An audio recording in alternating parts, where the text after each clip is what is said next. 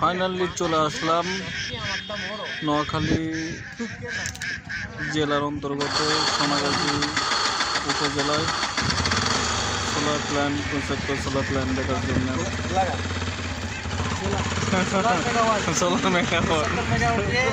উৎপন্ন করা হয়, যেখানে একটা উপজেলা পুরো উপজেলাতে এই বিদ্যুৎ সম্প্রসারণ করা হয়, সম্প্রসার করা হয়। আর কথা বলেছেন আমাদের রাজশাহী জেলার বড় ভাই আমাদের তোজাম্মেল ভাই, কিছু বলেন তোজাম্মেল ভাই।